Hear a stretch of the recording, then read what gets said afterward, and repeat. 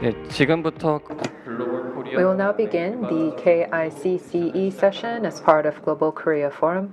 Welcome everyone. 안녕하세요. 저는 오늘 Welcome everyone, ladies and gentlemen. I am Lee Jae-hee of KICCE. I will be your MC for today. The Global Korea Forum was begun in 2019 as a forum for autonomous discussions that can be done to support international cooperative projects held by the government of the Republic of Korea. Every year, we hold this international event to share best practices in international cooperation. This year's Global Korea Forum is being brought to you by GKF as well as NRC. 14 sessions are offered by different host and organizing institutions, such as ourselves at KICCE, and we are trying to share the vision and strategies for the role and responsibilities of Korea as a global pillar country. This year's forum's theme is held under the theme of freedom, peace, prosperity, international and development cooperation. We have participation from many different members of governments across the world, as well as members of international organizations and scholars and experts from academia. KICCE is a national research think tank that specializes in early childhood education. Since last year, we have been participating in GKF. We have organized and hosted our own session, and this year we're holding a session under the theme of climate and environmental education for young children and international cooperation. We believe that children would be the most impacted by climate change going forward. Through today's session, we hope to have in-depth discussions and sharing of policy measures and case examples for how we can best address the climate change issue from the perspective of children who will be the future generation. Let me briefly explain today's proceedings. We will have 4 presentations, roughly about 10 minutes each, followed by a discussant session along with panel discussion. All of the proceedings are being broadcast live on YouTube. Before we listen to the presentations in earnest, I'd like to invite 2 of our speakers for their congratulatory remarks. Firstly, we would like to invite Park Sang-hee, President of KICCE, for the opening remarks. Please give President Park a big round of applause.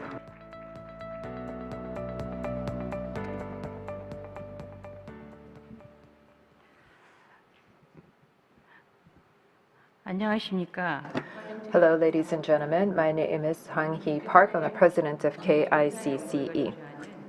This is Global Korea Forum being brought to you by NRC and GKF. It is a great honor for us to host this session on climate and environmental education for young children and international cooperation.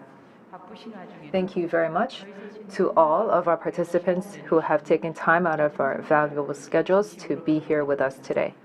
The Global Korea Forum involves government research institutions, think tanks, and relevant organizations where they share best practices in international development cooperation. This year is being held under the theme of international development cooperation for freedom, peace, and prosperity. We can talk about different challenges that are impacting us globally.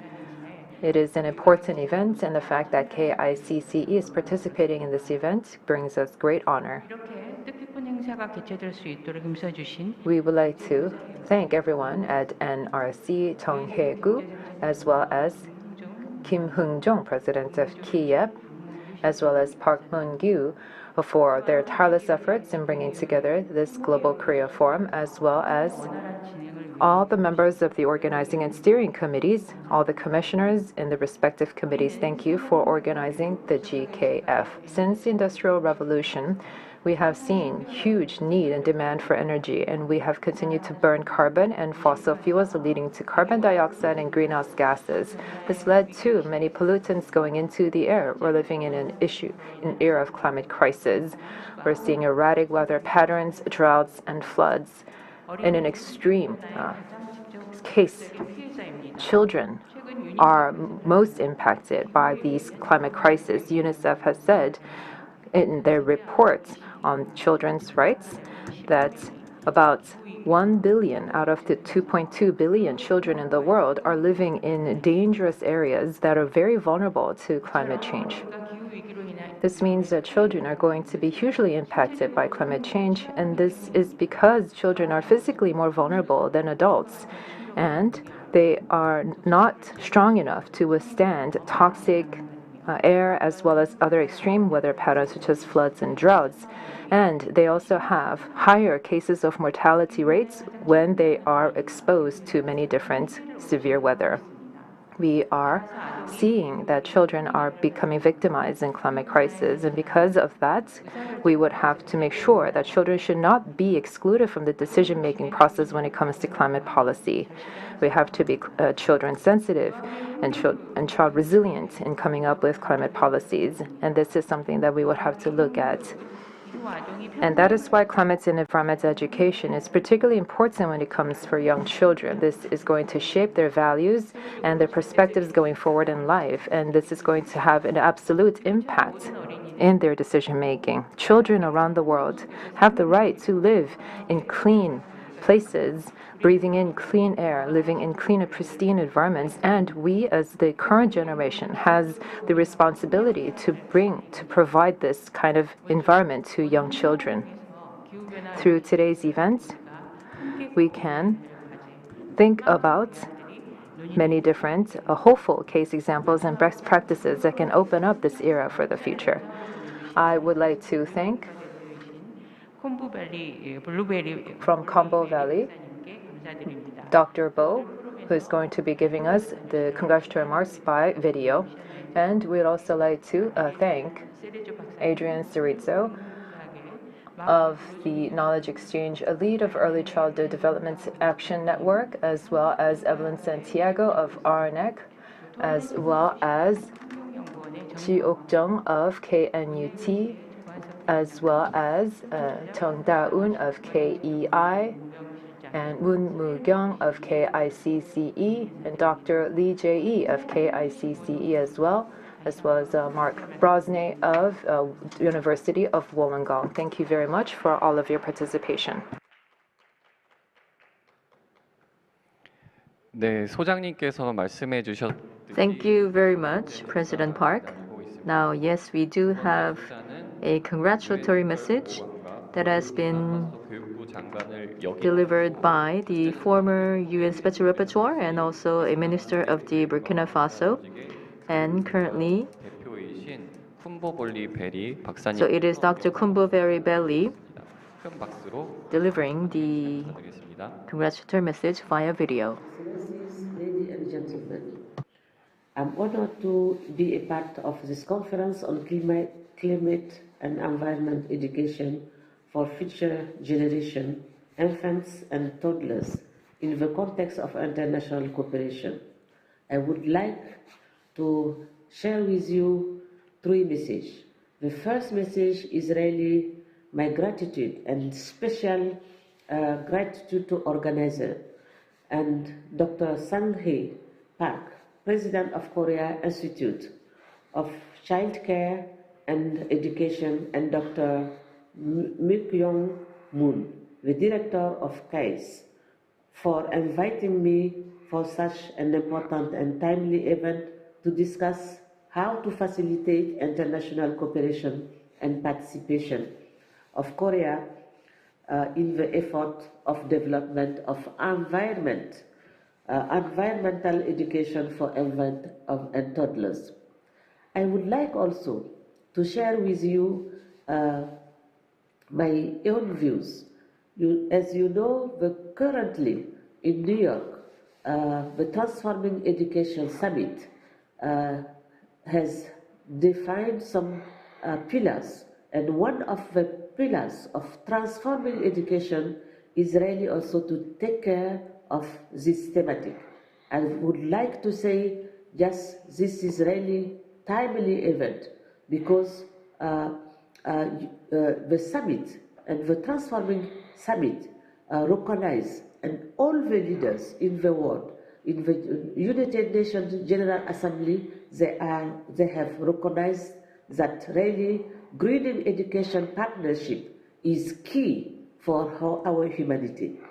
The second important thing I want to highlight is also that at the last week, the representative of 140 countries and 100 international organizations and NGOs, including 70 ministers of education and about 2,000 experts from around the world, also together in Tashkent for UNESCO World Conference on Early Childhood Care and Education, reaffirmed the importance of education in early childhood in human development. That means this conference is pertinent and really timely. This event held in this context, and it is very, very important to learn lessons from all the participants, all the panelists, and continue to build our world. I want also, on behalf of the Director General of ISESCO, to congratulate you and really to recognize and just to inform you that ISESCO will be happy to continue this cooperation and really this partnership to build our better world together. As a closing my remarks, I wish today's event a success and once again would like to express my gratitude to all presenters, discussion panels, the organizations, and also the organizers for their commitment and for their wonderful sharing experiences. Thank you. 네, 볼리베리 Yes, thank you very much to Dr. Kombo Belli Boli, and also talked about the importance of climate education held in the recent summits in New York, and she also provided gratitude to our president. Now we'd like to have a brief photo session. I'd like to ask our presenters to please come forward.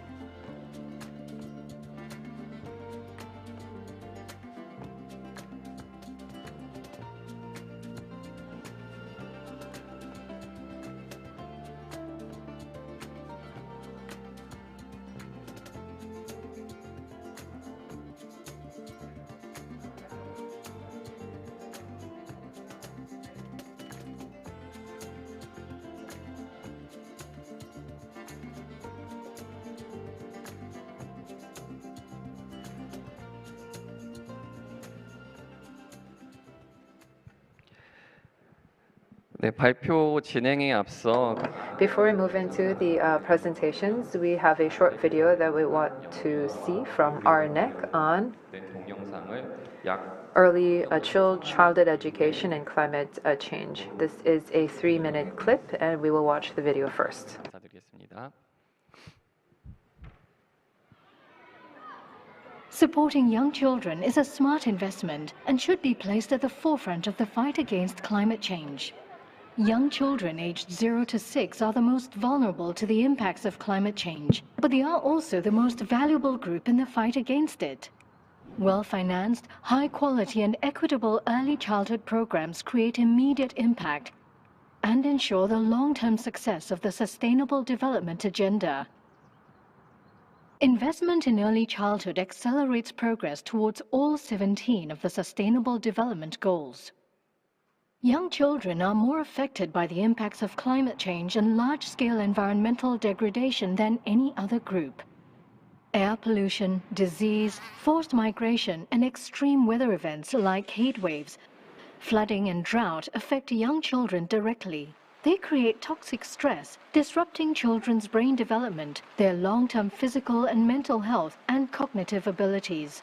This can lead to chronic problems that will be carried by the individual, the community, and a nation throughout the life of that young child. Young children may be the most vulnerable, but they are also the most valuable. High-quality early childhood development programs support children's potential to build healthy, well-educated, socially and emotionally competent, peaceful, and resilient communities throughout their lives. Policies and programs that support healthy early childhood development are therefore one of the most effective interventions for a better future. They provide a cost-effective, comprehensive, immediate, and enduring path to achieving sustainable development in communities. By increasing climate knowledge in early childhood development settings and by building strong relations between policymakers and the climate science community, we can realize the full potential that early years development has in addressing the effects of climate change. Systems and services for young children need to become more climate resilient. To make this happen, they need to be adequately funded and their value better understood both by policymakers and climate scientists. Funding for climate change mitigation and adaptation must allow financing of early childhood development programs. We need to see early childhood development as a key to addressing climate change. We want your help. Learn more about how to support early childhood development as a fundamental and cost-effective tool in achieving the Sustainable Development Goals. Help us connect policymakers, practitioners, and climate scientists. Together, we can create practices, systems, and policies that protect young children from the effects of climate change now and make their societies sustainable in the future. Early childhood development is crucial to achieving all of the Sustainable Development Goals.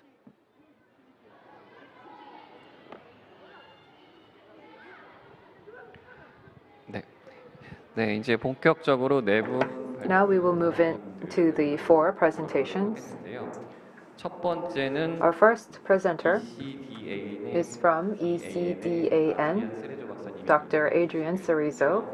그 실시간으로 접속해서 발표를 He's 해주신다고 going to be joining us 아드리안 online. 세레조 박사님은 Dr. Cerezo 사회학자이시며 is a social ecologist, environmental scientist, and human development researcher. Currently, he's considering the nexus between human and sustainable development from three perspectives: early childhood development, contemporary social art practice, and global biodiversity conservation.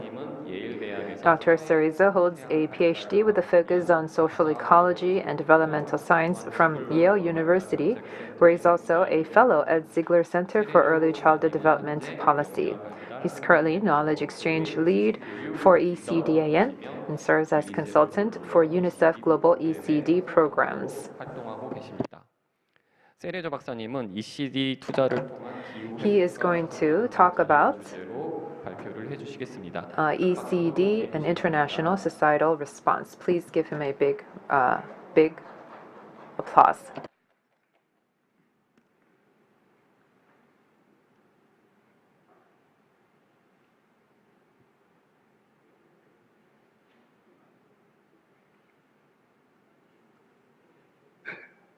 Good morning. It is a real honor to be part of your forum. This is a particularly, and I really appreciate the invitation. This is a particularly timely forum. I just came back from COP27 in Sharm el-Sheikh, Egypt, where I was part of the delegation of the Republic of the Marshall Islands with the support from ARNEC and UNICEF Pacific. And my purpose of being in COP27 was to look at points of entry to make sure that early childhood development becomes a topic in the context of adaptation, loss and damage, and mitigation in the climate change negotiations. So this presentation is going to begin with what we have been discussing throughout the year, but it's going to end with some new perspectives that I gained last week while I was in the COP27. And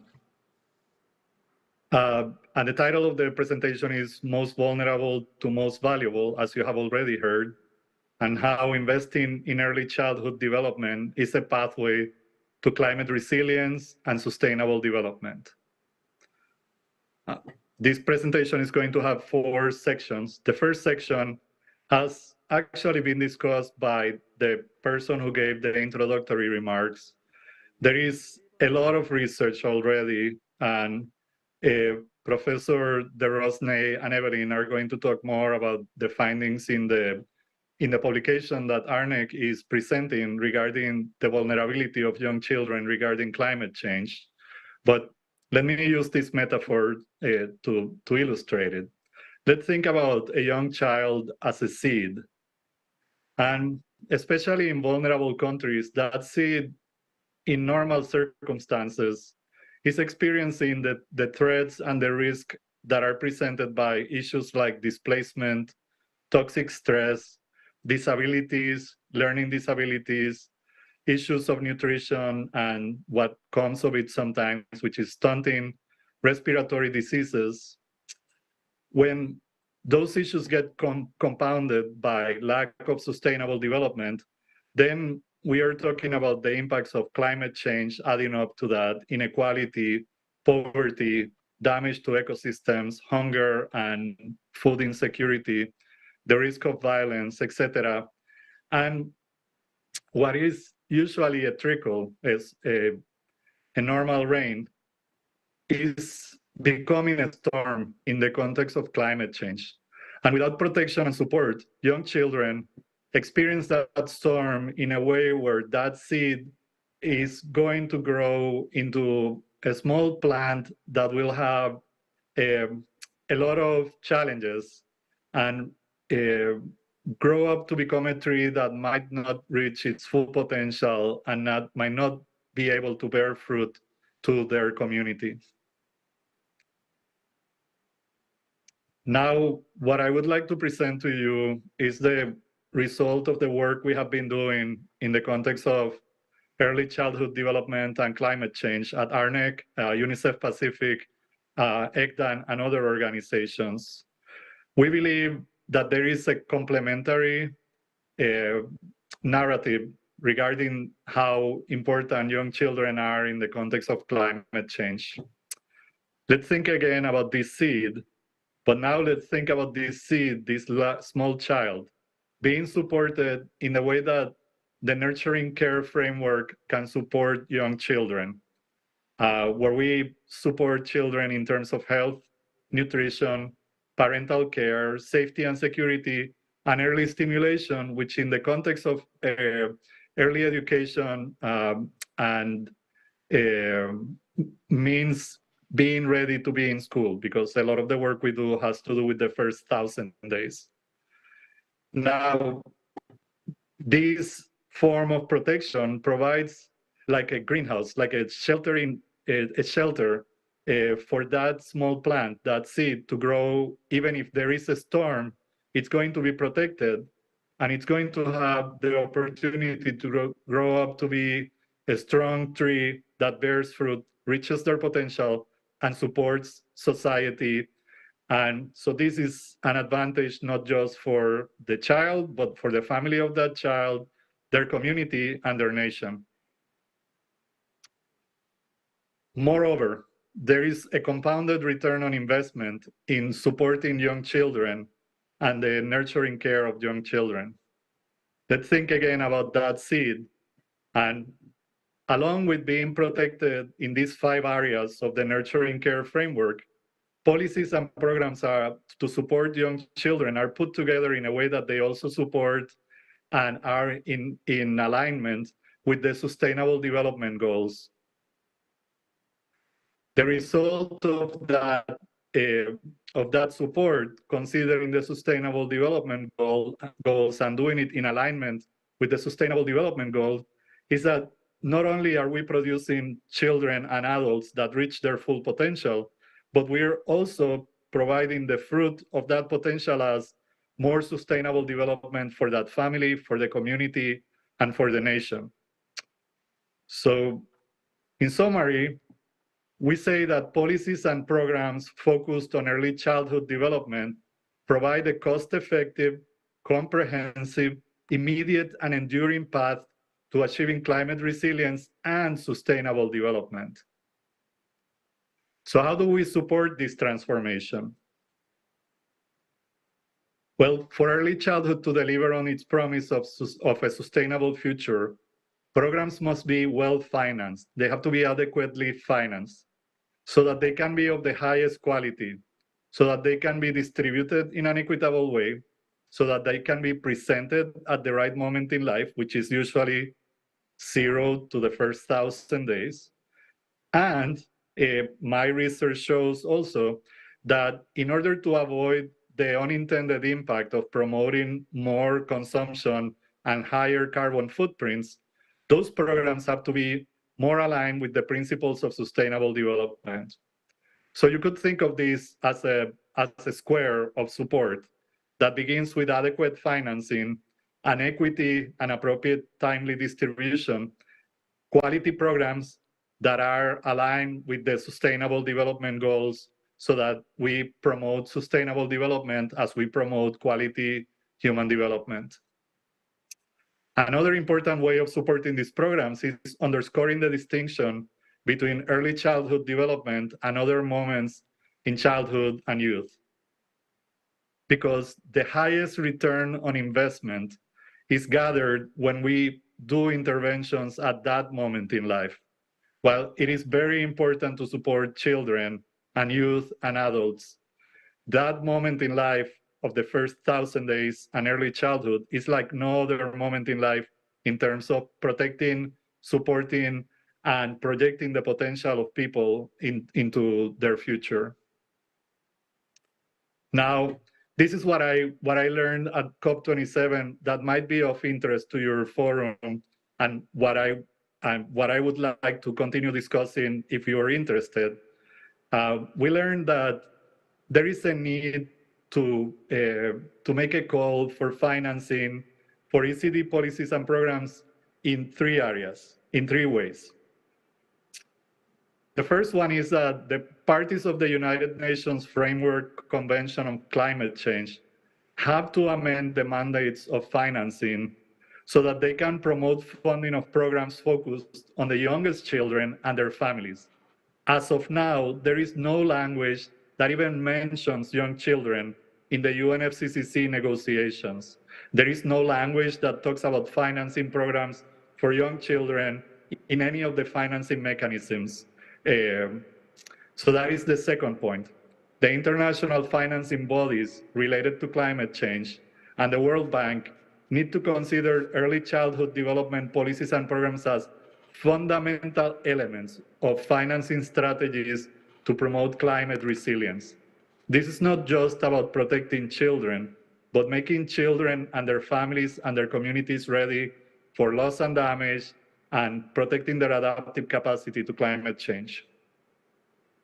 Finally, because a lot of the financing for adaptation and loss and damage is going to be done in bilateral agreements between governments, like it is the case for Korea in support and aid of other countries.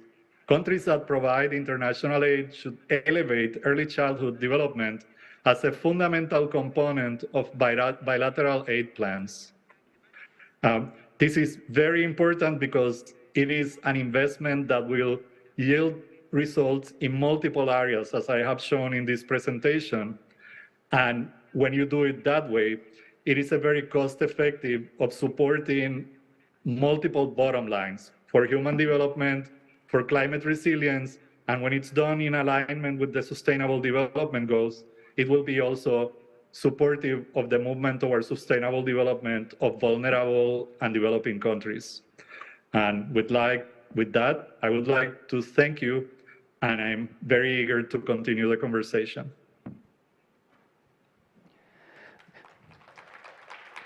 네, 세레조 박사님 다시 한번 감사드립니다. Thank you very much, Dr. Cerezo. And he has given us a metaphor of the seed for young children, about how we can provide an enabling environment for these seeds, for these young children. And ultimately, this will bring us compounded return on investment, and that the international community needs to think about these financing mechanisms as well. We'll now move on to the second presentation. 네, 두 번째 발표는 And it is to be delivered by 로스니 교수님이 Professor Mark Du Rosnay of the Wollongong University of Australia.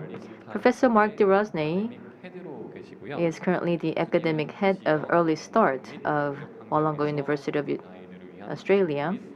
사회적 기회를 개선하는 것을 목표로 And 대학과 지역사회의 Professor 혁신적인 Rosnay is leading transformational initiatives between the university and the community with the goal of improving educational and social opportunities for young children in regional, rural, and remote contexts. Between 2003 and 2006, Mark was awarded a prestigious college fellowship 2006년부터 시드니 대학 in recognition of his original work on emotional understanding in infancy and early childhood. In 2006, he moved to the School of Psychology, University of Sydney, where he held an Australian Research Council postdoctoral fellowship between 2007 and 2010.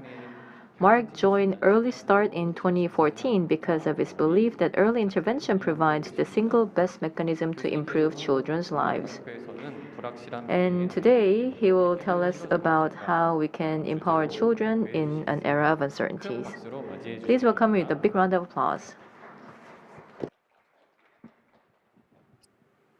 Thank you very much. It's a great pleasure to be here. I hope you can hear me clearly.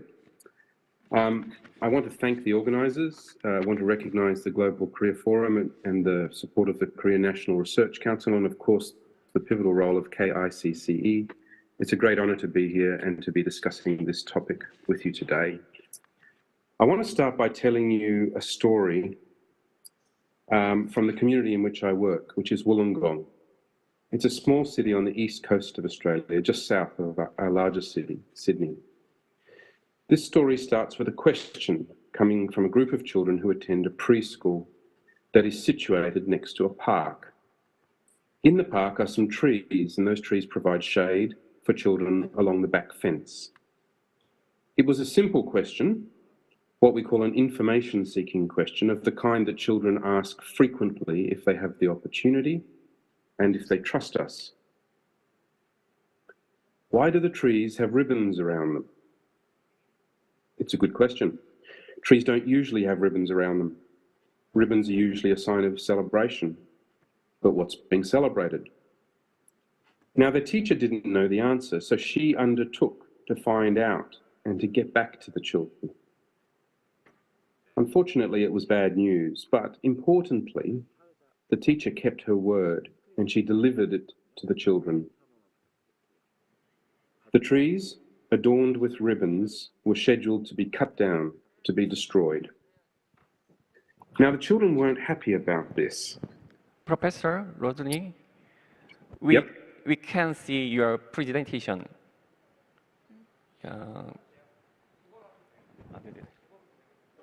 공유해 주실 수 있으실까요? 화면 공유가 지금 안 돼 있는데. If you could share your presentation, the I am sharing the presentation. You can see it? 오케이. 예. Okay. Apologies for that. Now, the children weren't happy about having the trees cut down. They like having trees in their preschool environment. They valued the shade, which protects them from the hot sun in Australia, and they value the nature, in particular the bird life. So they asked another question. Why are the trees going to be cut down? And they wrote to their local government to get some answers. To provide the children with proper answers to their questions, a representative from Wollongong City Council Parks came to the preschool to meet with the 4-year-olds and to address their concerns. Yes, it was true that the trees were going to get cut down, and there was a reason for that. The trees were old and they were fragile, riddled with damage and at the end of their lives. The trees could be a danger to the community if they were to fall down. However, the children were also told that once the trees were removed, they would be replaced, and the children were invited to participate in this process. Now, this story is still unfolding. A few new trees have been planted, but the children are still waiting for the old ones to be removed, and they're keeping a careful eye on the developments in their community. So I hope you agree that this story illustrates some important principles about high quality early childhood practice and the willingness to see children not just in holistic terms, but as whole people. But before I go into those issues further, I want you to consider the network of commitments and priorities that allowed this story to unfold.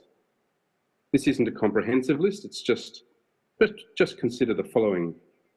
A question arising from a child is treated with the same seriousness and attention as a question arising from any other respected member of the community, insofar as the people surrounding that child, the teachers, the local government, feel that they have an obligation to give a full response, to close the circle. And furthermore, Wollongong City Council, as we can see here in some of their materials, is highly committed to engaging with young people, including preschool children, and elevating their voices through systematic policies and practices. So there is an underlying assumption that children have the right to influence their own community and their environment. And this is a report of what children told Wollongong City Council and how they propose to respond. Now, since March this year, together with my colleagues at Early Start, I've been involved in conducting a major scoping study about the extent to which the needs and rights of children are incorporated into the actions being taken to respond to and plan for climate change and environmental degradation. The scoping study has been funded by ARNEC, and it focuses on the Asia Pacific, but it takes in information and case studies from around the world. It's a complicated process. I don't expect you to read this slide. Our focus has been on identifying areas in which there are exemplary practices or initiatives that can inform future actions and understanding how the needs and rights of young children can be better responded to. Now, our team is not qualified to comment on the fundamental climate sciences that drives future forecasts and informs predictions, and on which international mitigation and adaptation policies are based. But what is abundantly clear is that we're in for a rough ride. Adaptation and resilience will be essential in the coming decades, even if our mitigation strategies are successful. In a sobering analysis of the intergenerational inequalities in exposure to climate extremes, Thierry and colleagues, in a recent publication in Science, offer the following illustration of how disproportionately all young children will be affected by climate change, and how much more dramatic this impact will be for children coming from low-income countries. For example, they tell us 64 million children born in Europe and Central Asia between 2015 and 2020 will experience approximately 4 times more extreme events under current pledges. But 205 million children in the same age in sub-Saharan Africa face a factor of 5.4 to 5.9 increase in lifetime extreme event exposure, including a factor of 49 to 54 increase in lifetime heatwave exposure. And these graphs illustrate how that's going to play out as a function of age cohort. Any dispassionate analysis of our current situation clearly reveals that the climate crisis is also a child's rights crisis. Unfortunately, the scoping study that we've conducted overwhelmingly shows that there's relatively little evidence of the consideration of our youngest citizens, their needs, and the disproportionately negative impacts they will experience. And whilst we might at times feel hopeless about the ability of international negotiations to produce agreed upon and enforceable mitigation targets, we must be careful not to bring such feelings to our planning for and consideration of young children. There is much that can be done. If we adopt a child-centered approach, we can lessen the harms experienced by children and improve resilience within our communities and our societies. The child-centered approach to the environmental and climate crisis does not seek to displace our current attention on mitigation and adaptation. Rather, it challenges us to bring a lens to planning policy development, and program design and implementation that reflects the needs and perspectives of children. And I would like to thank the Children in Changing Climate Coalition for bringing attention to this issue so beautifully in 2017 through their initiative, Realising Children's Rights in a Changing Climate. In our work, we've focused on elaborating this child-centred approach into the early years. So one way to think of the child-centred approach is to focus on top-down mechanisms that can be adopted to ensure that the processes of responding to and planning for children can be factored into other complex decision-making and planning systems. Importantly, when we focus on young children specifically, a child-centred approach should be inherently developmental. Remember, we're covering a period from conception to just the start of school.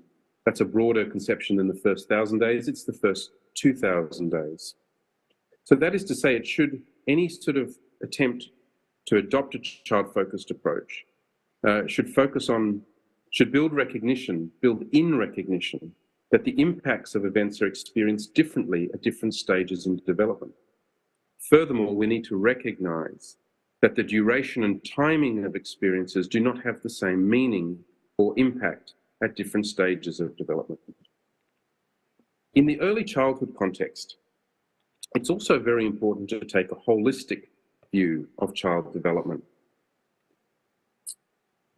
A holistic approach has been comprehensively described within the Nurturing Care Framework for Early Child Development, to which Adrian referred in his talk, and it provides a consensus model to differentiate the nurturing care needs of children in the domains of health, nutrition, responsive caregiving, security and safety, and early learning. Using a child-centred approach for young children should privilege the capacity, in absolute terms, to provide and sustain a nurturing caregiving environment to protect that seed when we consider environmental and climate impacts and adaptation to such circumstances. Now, up until this point, I've described the child-centred approach in terms of top-down mechanisms that allow us to do things for children in ways that are informed by their needs and their stages of development. How can we plan for and cope with severe heat stress, for example? Our response will have to differ depending on whether we're dealing with an infant or a preschool-aged child. Our view is that this version of the child-centred perspective could be captured in a tool for funders and policymakers and those implementing programs and providing services. So in our scoping study, we've attempted to set out the principles that should inform such a tool, and I've provided them here for your consideration, and I'm not going to go into them in detail because of restricted time. But I want to say, it's our view, and we've come to the view that it is in principle possible to build such a tool and to apply it consistently in many different settings. But rather, I want to finish my talk by going back to the preschool children in Wollongong, who were empowered to advocate for actions in their own communities and in their own environments. So we believe that it's now abundantly clear that we must do all we can to prepare young children for a future shaped by climate change and environmental degradation. And we must challenge ourselves to understand how to support their resilience. But how do we do this? What does it imply of our actions today when we hear the phrase, today's young children are the leaders of tomorrow? How do we support these leaders of tomorrow? One way is the way that Adrian has described, by making sure that they have what they need through the developmental process. In our view, the child-centred approach also can be described in terms of bottom-up processes that are actions that are needed to ensure that children's views, voices, and perspectives are heard and responded to. We should challenge ourselves to ask what actions we need to take with children, not just for children, so they can participate in the decisions that affect their lives. In doing so, they can build up knowledge and understanding of the environment and climate change ahead, environmental and climate change issues ahead. But perhaps more importantly, they can start to build the skills and confidence to affect their environment and their communities in positive ways. And we can see this as the developmental process through education. If we want our children to be the leaders of tomorrow, who have the confidence to face the daunting challenges ahead, then we need to allow them to participate in real ways to influence and shape the worlds in which they live today. and we need to give them reason to believe that their agency, and in particular their collective agency, is a powerful tool. To achieve this in early childhood practice, in the preschool years, we need a view of the child as a whole person, not just a holistic view of early childhood. This whole person view of the child is essential for high quality practice in the areas of social and emotional learning, which flourishes when we respect children's agency and take it upon ourselves to understand their viewpoints. To enable a child to enact their right to influence and affect their environment and the people around them, we first need to have a view of a child as a whole person.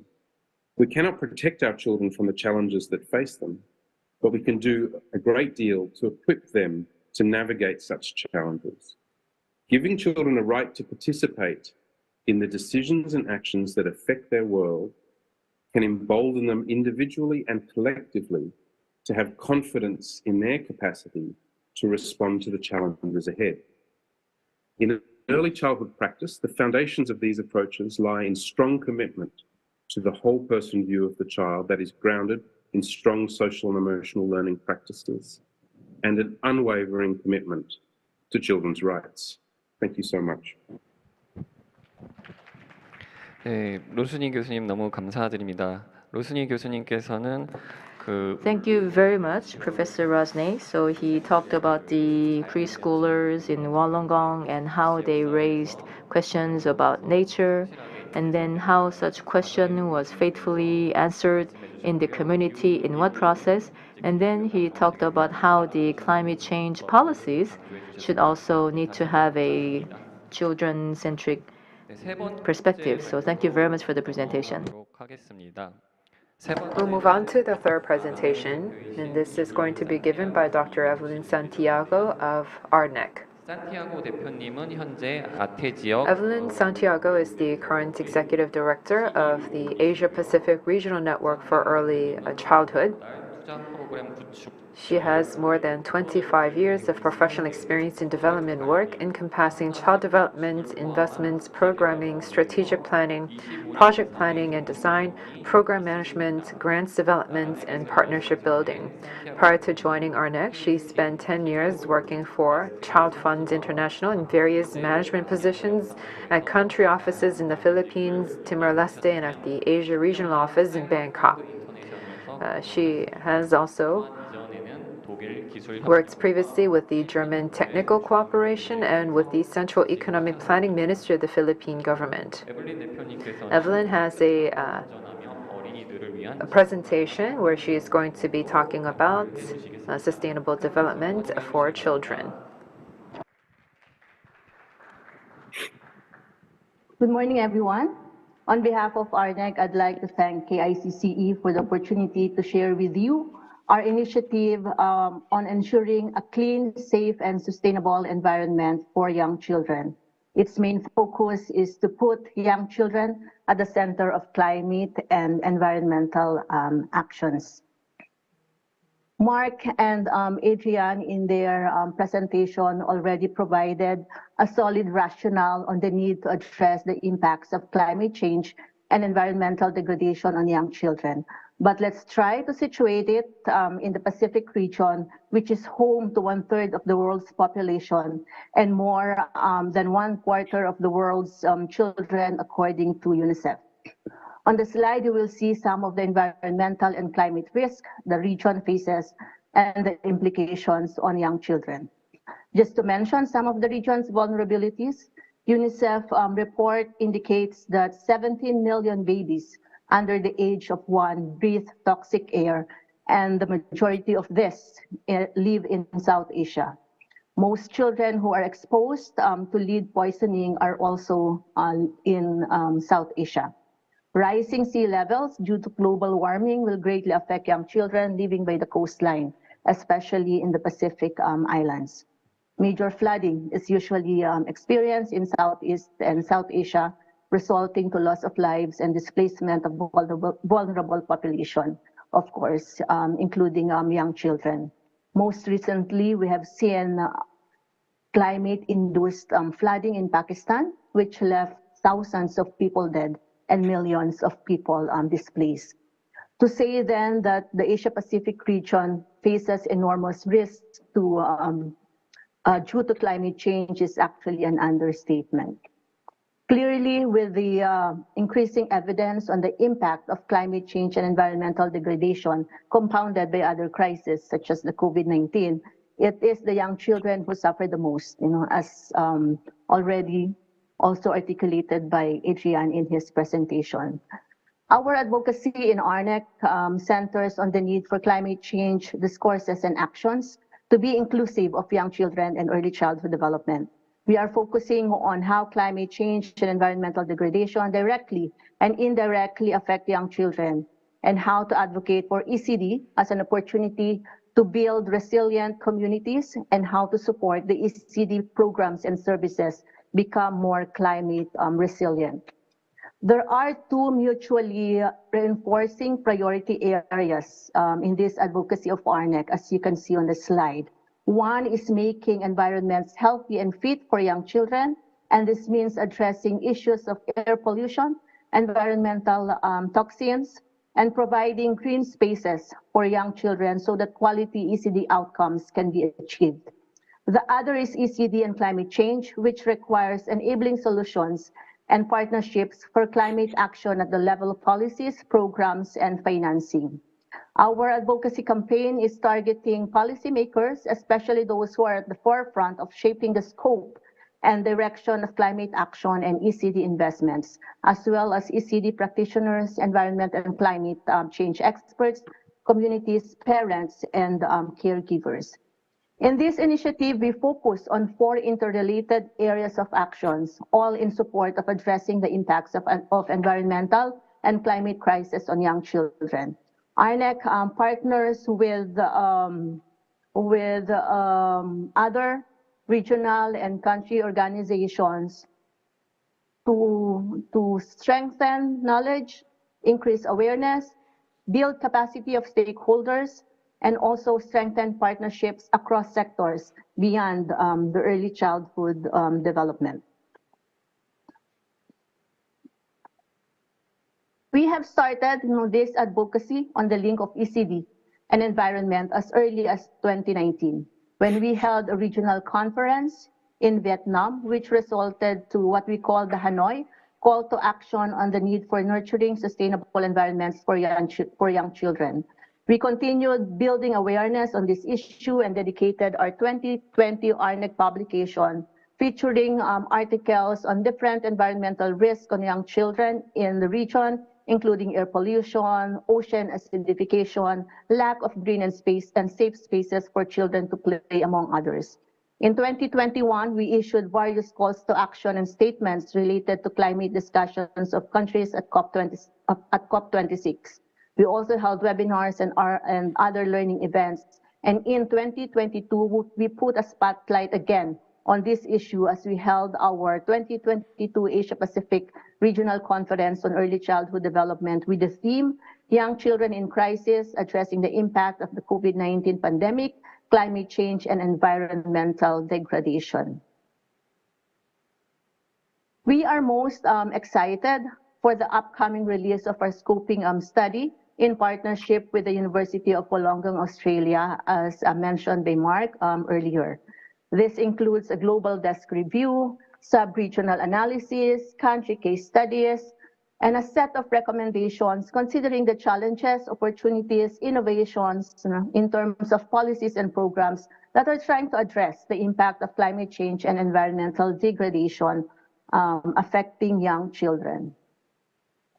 Our scoping study highlighted the following impact of climate change and environmental degradation along the components of the nurturing care framework. Again, you have seen the 5 components already of this nurturing care framework. I will not go through all of them, but just to mention a few. In terms of good health, exposure to air pollution during and after pregnancy can alter brain development and function in a child and lead to the development of respiratory issues with long-lasting damage to health and well-being. In terms of responsive caregiving, The stress and potential trauma of climate change and environmental degradation impacts may actually result in caregivers being unable to respond to their child's needs. And lastly, in terms of early learning, extreme weather events like flooding, droughts, and consequences of such, as displacement, prevent children from accessing preschools, other learning services, and community resources. The scoping study also looked at a snapshot, of some of the global policies regarding climate change. Globally, the scoping study has seen that there exist various policies targeted towards climate change mitigation and adaptation. They each acknowledge the impact of climate change and environmental degradation on children to varying degrees. While these global policies make great efforts towards controlling the impacts of climate change to the wider community, it is important to comment that they are not child-centered. Children are often placed as a consideration within policy development, but not central to it. Opportunities for mitigating the impact of climate change on children, and particularly young children, are missing or only alluded to in vague terms. Even if a policy does include any measure, the term children is used broadly to indicate people below age 16 or 18. By not choosing to specify ranges, the policies do not take the needs of specific groups of children into account. Younger children in particular, those who will be impacted the most by climate change and who can be helped the most by policy changes, are overlooked. The scoping study also identified innovative practices and policies in the region to address the climate and environmental crisis in their context. We hope to document more of this and continue to build the evidence as we progress. But you will see that there are at least 4 case studies, cases of innovations and promising practices that would be included in the case study. We have one in India, one in Fiji, one in Mongolia, and one in Vietnam. The study also identified a set of recommendations which intend to provide entry points for addressing impact of climate change on young children. I won't go through each of the recommendations, but these include actions that relate to building resilience within families and homes, supporting and enabling communities to be engaged on issues of ECD and climate change, and working with schools and communities to increase young children's climate knowledge and build their resilience. There are also recommendations in terms of programs and services. In summary, despite the varying degrees of information, the diversity of context and impacts affecting the countries and regions, there were very consistent messages emerging from the scoping study. And these include, these 4 messages. Sorry. First is the nurturing care. Needs of young children need to be put at the center of climate change and environmental actions. There is also a need to really understand the differences in developmental stages and child characteristics. Third is for young children to be seen as valuable participants in environmental response and planning. Leadership is needed to reconceptualize funding mechanisms and multi-sectoral collaboration, and the need to recognize that there is inadequate data to understand and document the impacts of climate change on young children to form the basis for future data-driven actions. What is next then, as we continue to champion this advocacy on ECD and climate change? Some concrete steps include the following, at least from the side of ARNEC. We will be launching the scoping study next month to widely share the results within and beyond the region. We will develop a regional roadmap that will outline interventions that can be undertaken at different levels. We are undertaking micro-research studies in the Philippines, India, Bhutan, and Pakistan to support knowledge generation on ECD, climate change, and environmental degradation. that will fit into their advocacy and programming. We are also in the process of developing a technical guidance note for ECD practitioners that will provide some practical entry points on how to integrate climate and environmental actions on ECD programs. And we are developing advocacy and communication materials targeted to different audience and stakeholders. Finally, we would like to offer concrete areas of collaboration between RNEC and KICCE as we move forward in advocating for ECD in support of climate resilience, adaptation, and sustainable development. First is the need to support countries in undertaking contextualized research on ECD and climate change to increase evidence for policy advocacy and programming. Another area is to strengthen regional and global learning space via knowledge hub and learning events, such as conferences focusing on ECD, climate issues, opportunities, innovations, and good practices. Third is piloting and showcasing how climate and environmental education can be integrated into ECD and or ECCE curriculum. And last, but most importantly, is the possibility of reaching out to partners and allies in Korea who can support regional and national advocacy on ECD and climate change, especially on initiatives that engage parents, youth, and young children. This ends my presentation, and again, thank you again for the opportunity to be part of this global forum. Thank you. 네, 산티아고 대표님 감사드립니다. 산티아고 Yes, thank you very much, Dr. Santiago. She talked about RNE의 역할, RNEC's role in discovering these new climate change policies, as well as how there is a lack of focus on early childhood development in various climate policies. And now we're going to invite the last speaker in this session, and it is Professor Emeritus Ok Jung-ji of the National University of Transportation. Now, Professor Ji also served as a teacher in a preschool, and she has also served in the Korea Education Development Institute. And she also was a professor for close to 40 years at the National University of Transportation in the Department of Young Children Education, developing future teachers. She is a member of the UNESCO Korea Commission on the Sustainable Development Education since 2018, and she is also a member of the steering committee of the National Environmental Education Center since 2019. So please go ahead with the last presentation. Good morning, ladies and gentlemen. Thank you very much for this invitation at this very important and meaningful seminar. I would like to thank the Korean Institute for Childcare and Education for this opportunity, and it is an honor for me to be here today. Now, given the limited time, I would like to begin right away. Today, I would like to talk about the efforts and the future challenges for the Korean early childhood education in this era of climate crisis and for carbon neutrality. So these are the topics that I will be dealing with today, and looks very complicated, doesn't it? Now, the first is about the Korean government's effort and how the Korean government is also focusing on carbon neutrality as an extension of the effort for the ESG. And I would say that the enactment of the Framework Act on Carbon Neutrality in 2021 is also a part of this context.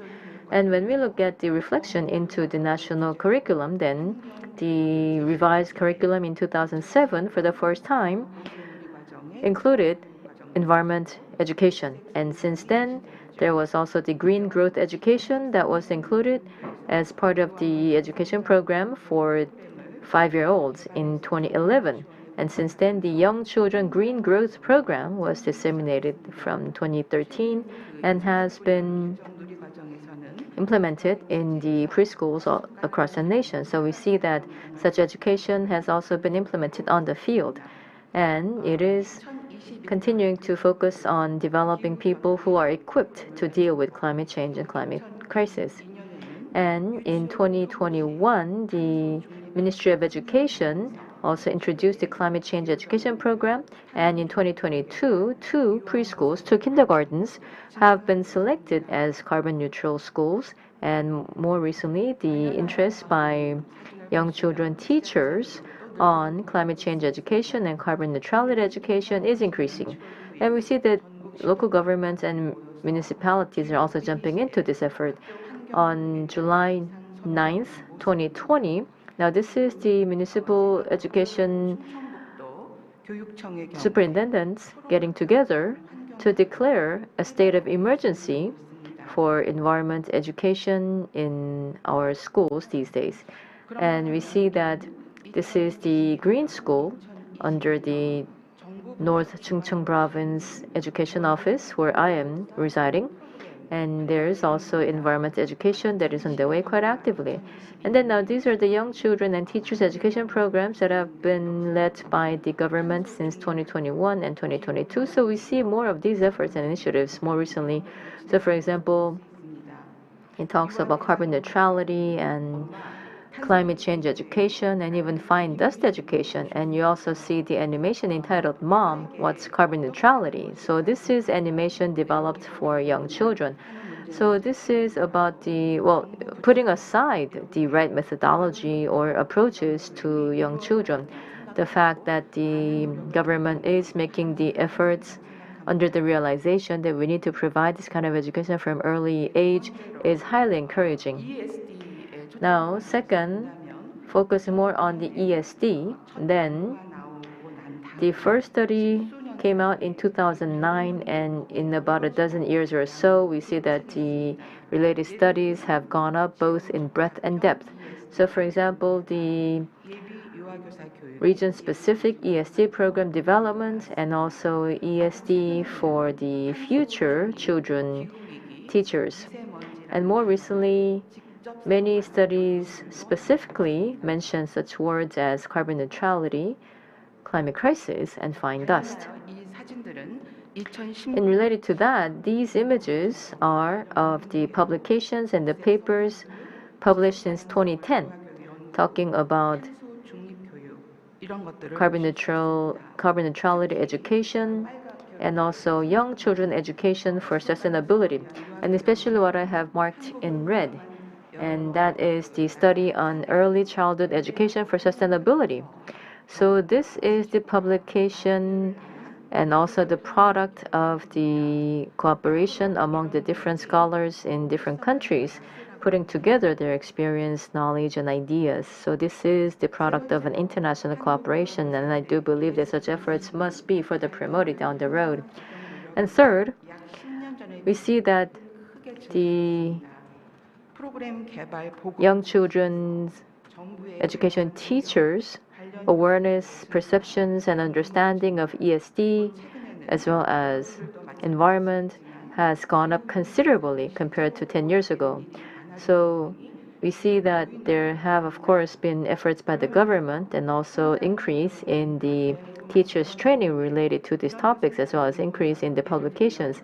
And also they are experiencing themselves the phenomenon of climate change. So perhaps these are some of the reasons why there has been increase in the level of interest. And there has also been a competition regarding such a topic on the related projects and also related studies. And now let me show you one example, and this is among the paper projects. So this was done between the City Hall and the Cheongju YWCA. And this was what was called the Anabada, co-hosted by the City Hall and the Cheongju YWCA. And in the end, this became a local festival with participation by not only the children and their parents, but also the local residents, as well as the City Hall members and the farmers. So they say that this really created a big resonance in the community related to the sustainable life. Another example is the Turn Off the Light project. Again, this was a project designed to prevent climate change and to save Earth. So at this time, the children and the parents, they have saved up money to donate 33 photovoltaic lanterns to African children.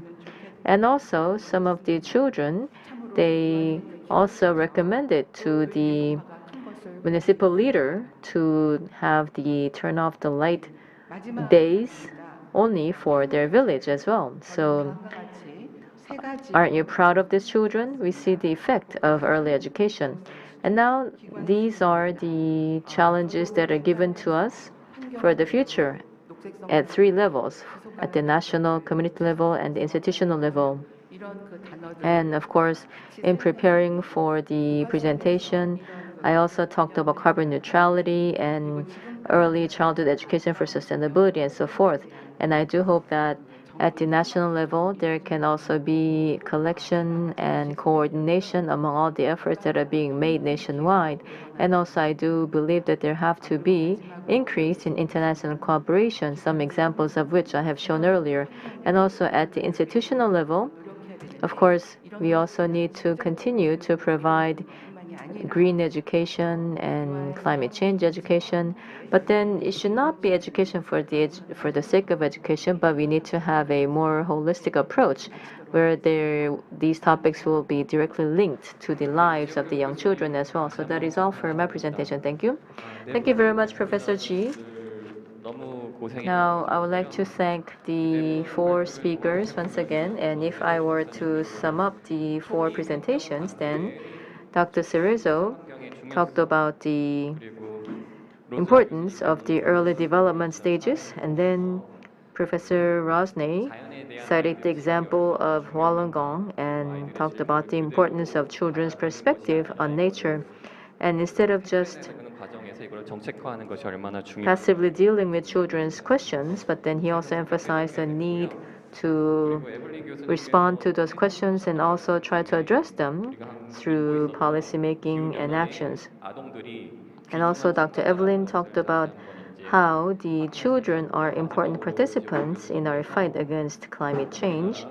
And Professor Chi, last but not least, talked about the current status of the early childhood education for climate change and also gave quite a lot of examples. So thank you very much. And now we'll move on to the general discussion time to be led by Director Moon Moo-kyung of the Korea Institute of Child Care and Education.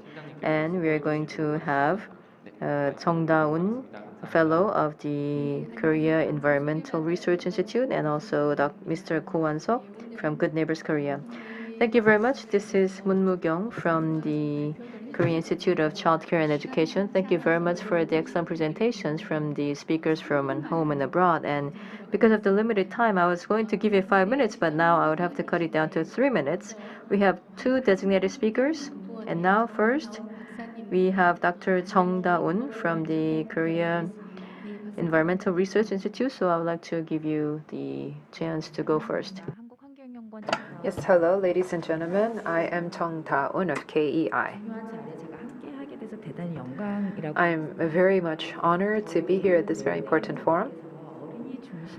Our four speakers talked about different best practices both in Korea and abroad about early childhood development and education, and tying that in with climate change. Because I'm part of KEI, the Korean Environment Institution, we also provide environment education, but it has not been specifically tailored to particular age cohorts.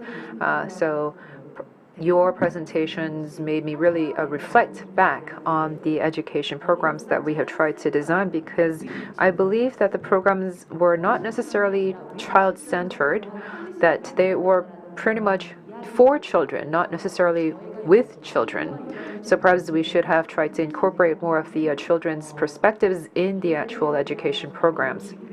That is why we are currently at KEI's coming up with an implementation roadmap for ECD climate change education.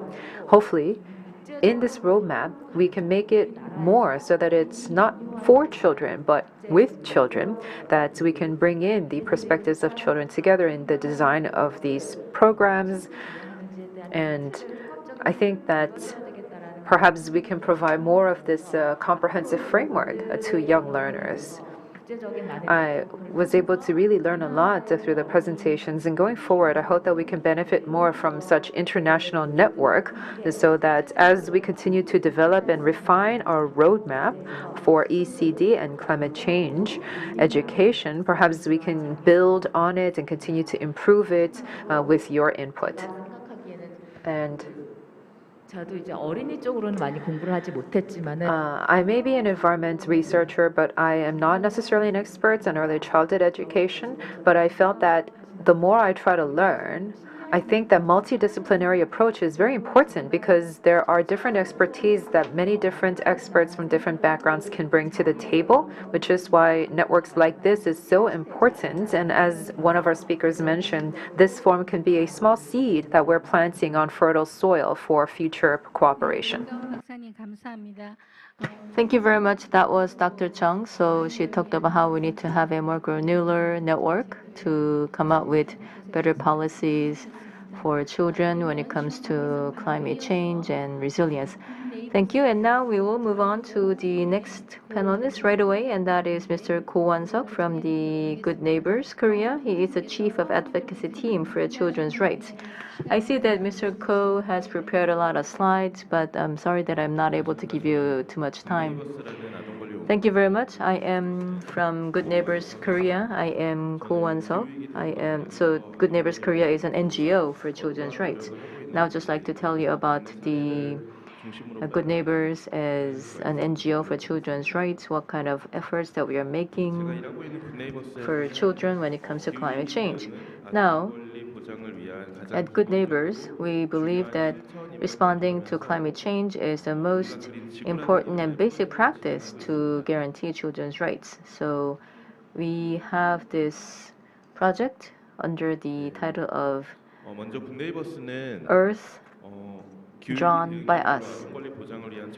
Now, Good Neighbors currently is having an awareness raising campaign regarding climate change and children's rights. Now, many believe that the climate change is about polar bears or the glaciers in the Arctic, but then we try to emphasize that climate change is about humanity, and also we need to have healthy climate in the earth to make sure that our children grow up healthy and safe. And also, as the professor has just mentioned, now we also want to ensure that the children can voice themselves when it comes to climate change. So in spring this year, there was also the discussion of South Korean children on children's rights and the environment with a special focus on climate change. And we submitted this to the UN Children's Rights Commission and also helped it be incorporated into the general comment. And we also have a number of initiatives and programs. And what you see on the left-hand side, now this is been done together with a famous YouTubers, and this is an animation for environment education. So let me go to the conclusion. Now, as many experts have mentioned earlier, when it comes to climate change, they are also directly related to children's rights. So let me also mention a few things regarding that. Now we must recognize that climate change is a crisis of children's rights, and we must muster all our efforts to guarantee children's rights amidst climate crisis. And we must also recognize that children are to be protected but also are holders of rights. And we need to ensure their participation in climate change policy making. And we need to provide specific information and knowledge to children about climate crisis, meaning that we need to have mandatory and more realistic environment education for children. And I ask for your continuous support and cooperation. Thank you very much. Thank you very much, Mr. Ko, for your remarks. You talked about what Good Neighbors under UN is doing in terms of proposing what we should do for early childhood climate education. We only have about 5 minutes left now, so we are going to turn to our 3 presenters from overseas, as well as Dr. Chi from Korea. If you have any additional comments you'd like to make, please do so now, just very briefly.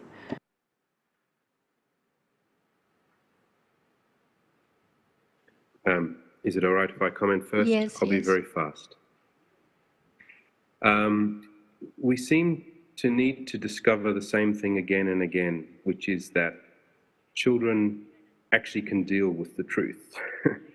And we need to give them good information in a way that's appropriate for their age and development. When they ask questions, to answer them well and to give them a realistic view of the future.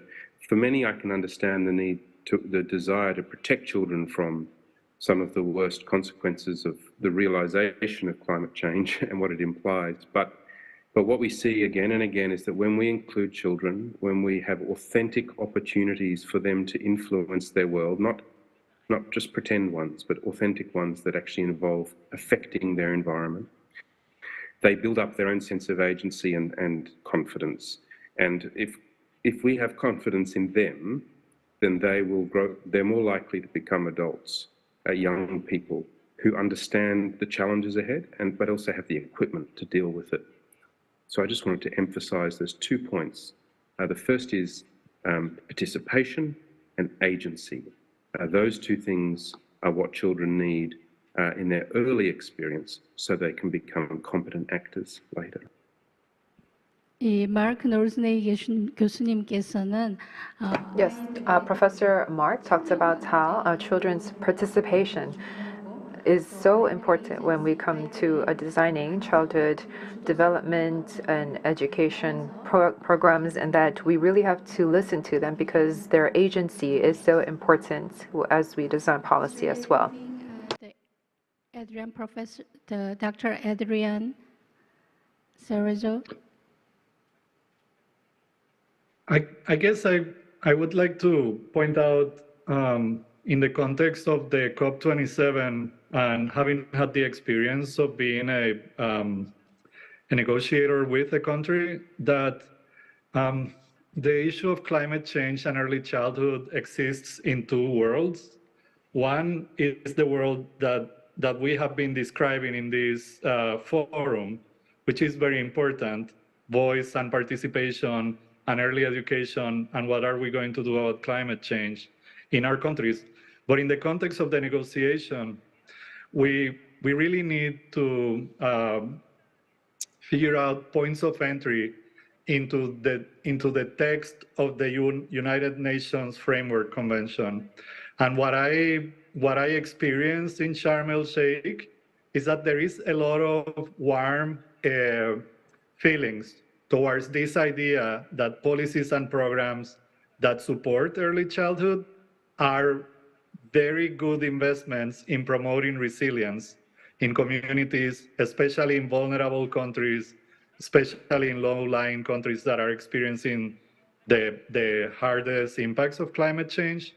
So I think we need to work on both tracks, and the more countries that we can bring as countries into the discussion about including early childhood development in their national adaptation plans, in their national commitments for climate change, the more of that language that we will be bringing to the international process, and the higher likelihood that we will have financing for it. 예, 감사합니다, 세레조 박사님.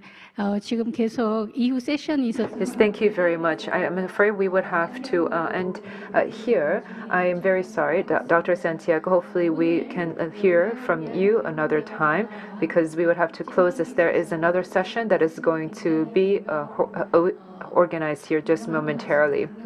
I think that we have sent a very clear and very strong message talking about the importance of ECD in general, and that climate change has to be brought in the very first early stages of childhood development. However, not many policies are actually doing so. However, recently we've seen much more attention paid to this space. As many speakers have said, that we have to really put children at the center, that these different climate mitigation adaptation policies have to be child-centric.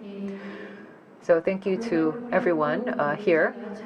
In fact, the Global Korea Forum's theme is international and development cooperation for freedom and prosperity, and I believe that this means we have to all go into the future together Hopefully, we can be mindful of this theme as we talk about education and policy design for young children, for early childhood and climate change as well. No, we have great, excellent speakers, and they've talked about the scoping plans and the scoping projects. Hopefully, we and in Korea can hear more about this. And in fact, perhaps we can think about a webinar series so that we can tell more Korean audiences about the scoping study. With that, we would like to close this session. I would like to thank all the speakers again and thank all of our participants with us here. Thank you.